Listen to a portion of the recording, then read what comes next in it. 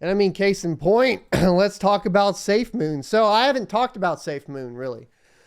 We talked about Bonfire, which is kind of the same thing. And we've talked about the idea of auto liquidity tokens.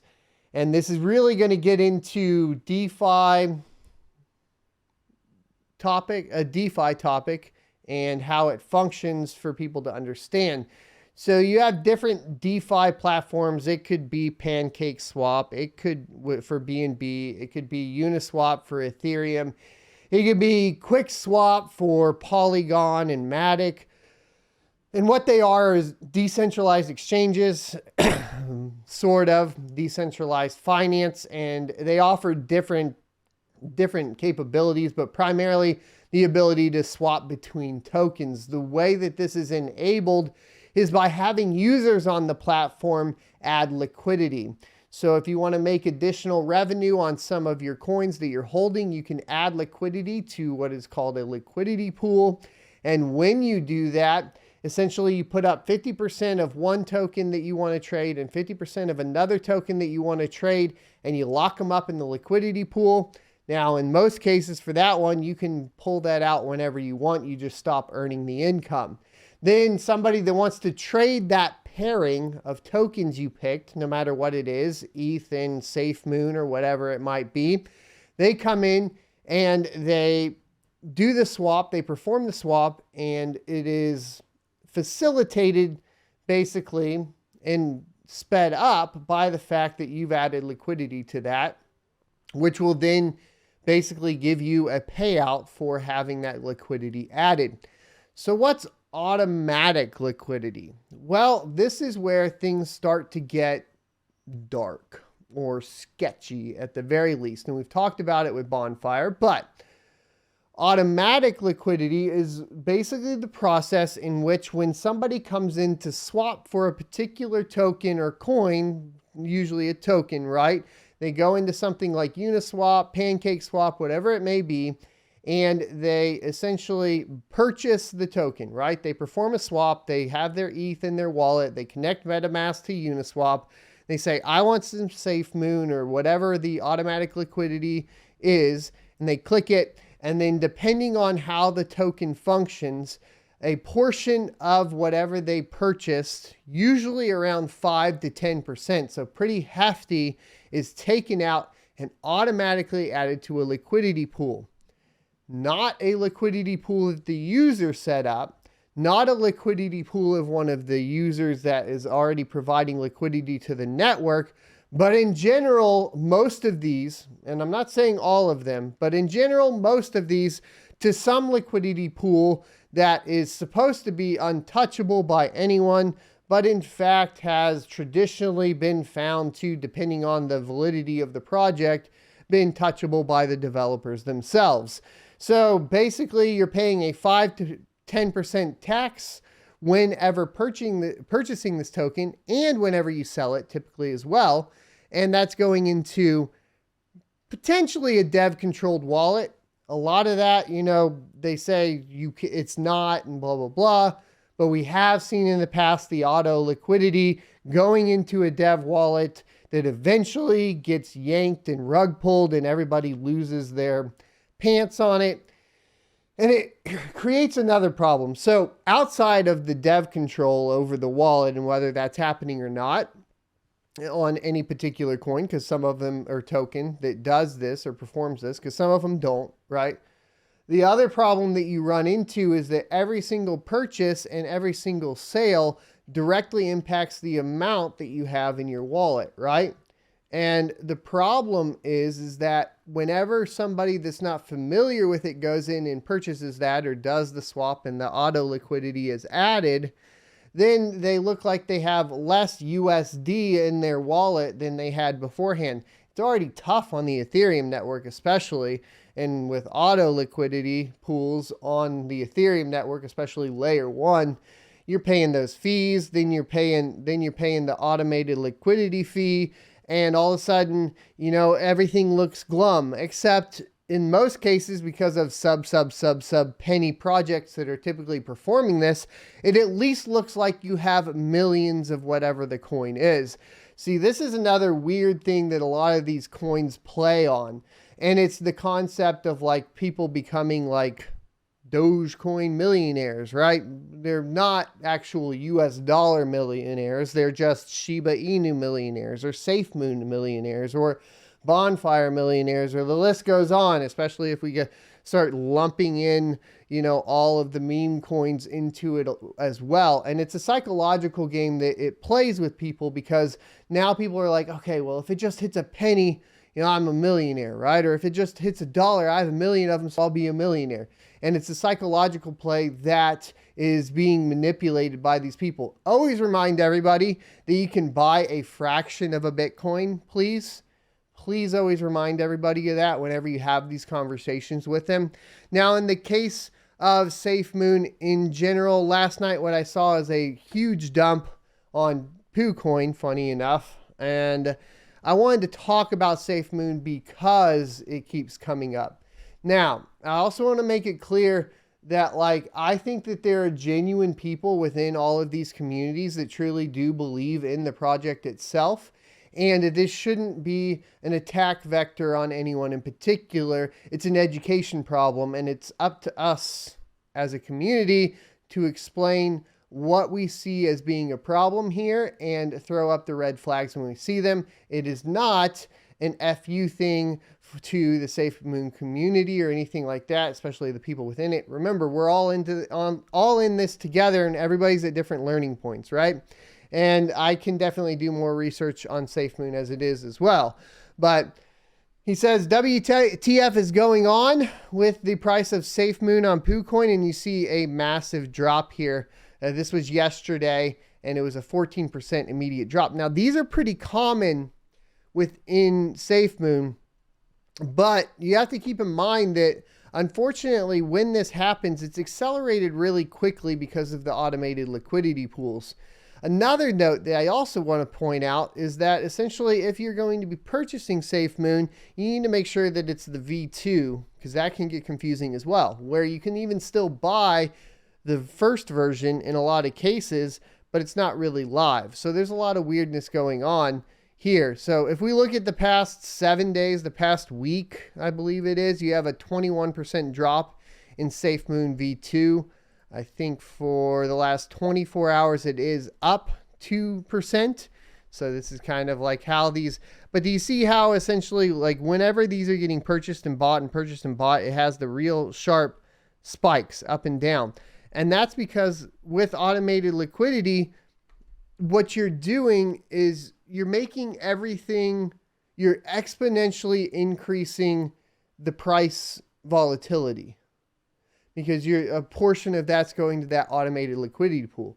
So if everybody decides to start dumping SafeMoon, unfortunately, it's going to be accelerated more than it would be on a coin that didn't utilize automated liquidity, because essentially, whenever you're doing that, you are having that fee that's getting pumped into that. It's in theory supposed to protect the price, because, the more people that purchase, the more it adds to the liquidity, it locks up the supply. It's a traditional supply manipulation, right? Except instead of having a supply cap like Bitcoin, where they just cap it and then you have the halving that goes down for the miners, instead of that, it's just taking a portion of it out of the user's pocket every single time they make a transaction.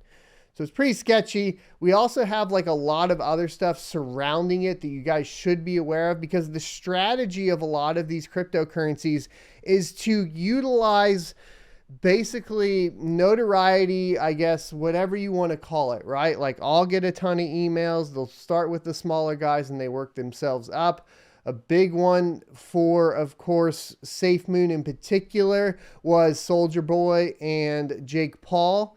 And anytime you start seeing any type of huge pump in a cryptocurrency from a major figure, you should question it, because how much knowledge do you think Jake Paul or Soulja Boy actually has within cryptocurrency and how it functions? Do they even understand that it's a token on Ethereum and not a coin itself? Do they understand the basic concepts or not? And if they don't understand the basic concepts, and then they're pumping a coin as well on top of that, or a token, you should probably question exactly what's going on. Why are the dev resources for the project not going into research and development and going into paying celebrities to talk about their coin? That's a very huge red flag that you should be aware of, because if you are talking about validity of the project and development and wanting that project to succeed, you would spend that into research and development, not into big celebrity status, right? That's kind of how I see it. That's the budget, the advertising budget. Where is it going? This was posted a couple weeks ago. It's a little bit of old news, but like I said, I really want to get down to discussing SafeMoon because it's one that has had a lot of red flags for me, and I want to make sure that the community is aware of it. Jake Paul, Soulja Boy, and a slew of other celebrities are being sued for their involvement in the cryptocurrency SafeMoon, with claims that celebs were making, quote, false or misleading statements to investors on social media. A trio of plaintiffs is suing SafeMoon LLC, the company behind the SafeMoon token, along with several celebrity promoters, including Jake Paul and Soulja Boy, for allegedly misleading, promoting, and selling it. They accuse the company of collaborating with these celebrities and others to make false or misleading statements to investors on social media while disguising their control over the tokens available. And that is fair. This is where we talk about this right here, which is disguising their control over the tokens available. This is the part. So this is why I lean heavy into explaining automated liquidity and the problems it has and how that ends up pushing it more into a scheme, like a Ponzi scheme or something, because your goal now is to sell to other people to get them to lose their extra 5 to 10%, and hopefully they don't realize it, right? That's kind of the play when we're talking about SafeMoon and a lot of these. And this is a valid argument because it should be transparent, especially when a portion of that is getting pulled out of your transaction every time. Describing it as a scheme, the plaintiffs claim the misleading promotions and celebrity endorsements artificially increase the interest in and price of the tokens, causing investors to buy them at inflated prices. They also asserted the companies conspired with promoters to sell tokens for profit. This is commonly called a pump and dump scheme, something the plaintiffs allude to in their filing. They brought the class action lawsuit on behalf of themselves and all investors who purchased the token between March 8, 2021 and February 17, 2022. The plaintiffs have also requested trial by jury. That's an interesting choice as well, because you want a trial by your peers in situations like this, because it's more likely that the common man that doesn't understand cryptocurrency, maybe to the level of like I think it would be a play, because the judge may be more aware of it than say like a jury full of 12 people just off the street. And if it's framed in the right manner, they'll be like, oh no, of course they shouldn't have done that to you. I think it's a smart play. The plaintiffs are seeking damages and restitution for what they believe they lost by investing in SafeMoon. This includes monetary relief, payment of legal fees, and costs, and more. SafeMoon's developers have publicly maintained the token's launch was not a scheme, and the developers moved to a second version of the token in January 2022. That's what I was referring to earlier, is they did move in January basically to SafeMoon V2, which I don't have a ton of information on the particular changes, but it's important to note. Neither company nor the celebrities mentioned in the legal document have publicly addressed the claims. We'll update the article with more information if they do. Now, there are similar things that have happened in cryptocurrency in the past, and there's a fine line between what is basically a scheme or a scam and then what is, falls into, well, you made a bad personal financial decision. I think that they can kind of coincide together. So should there be a suit going on against Jake Paul and Soulja Boy? I would have to, see how basically the authorities are going to classify SafeMoon in general. So if we look back to like the last or previous bull run cycle, and we look at what was happening with BitConnect and Trayvon James, and then we've recently got, of course, the court update for Trayvon James, which definitely looks like not good for those people that were a part of BitConnect. It's slightly different, right, for BitConnect to this, but it's really going to be on how the automated liquidity is looked at from that perspective, and if that turns it into more of a scheme than just like I said, a bad personal financial decision. And we'll have to kind of see how it plays out. In my humble opinion, automated liquidity needs to be, I don't agree with it at all. However, I will say if it is going to be something that's used to artificially inflate the price, which is what it's used for, if it's going to be used for that, it needs to be very clear that that is what's happening. I know some projects that early on, liquid, so on, I kind of fell for a lot of these because the idea sounds good, right? You purchase some, everybody that's purchasing some, it's going to basically burn a few of them or add to the liquidity. Adding to the liquidity means that more people are going to be able to swap it because there's basically more in supply on the exchanges, right? And that seems like a good idea. It's just when you start digging into it, you realize that the way that influences the community is typically in a negative manner where nobody can really actually liquidate until they get enough other people to buy it to inflate the price by unknowingly burning a portion of their tokens into there and then ending up with basically them now needing to sell everybody on SafeMoon while the guy above them goes ahead and liquidates, which is exactly what happened yesterday.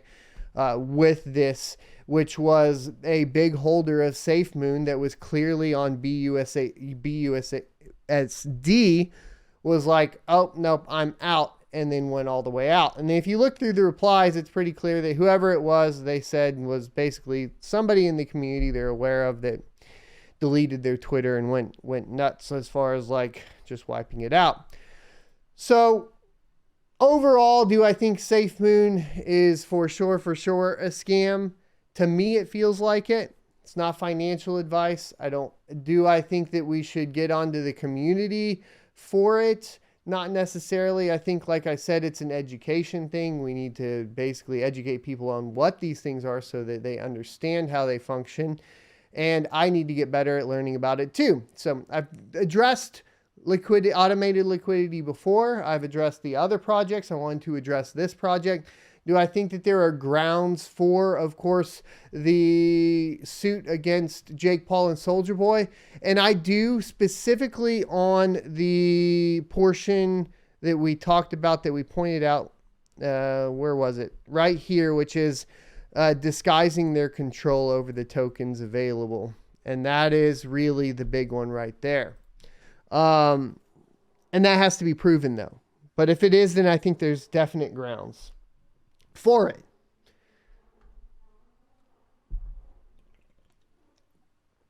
I hope you enjoyed this clip from the Crypto Mining Morning Show every Monday through Friday, 7:45 a.m. Pacific and 10:45 a.m. Eastern Time. You can check out more clips here, or if you're interested in checking out the entire live show, you can check that out down here. Thanks for watching, and I'll see you next Tuesday.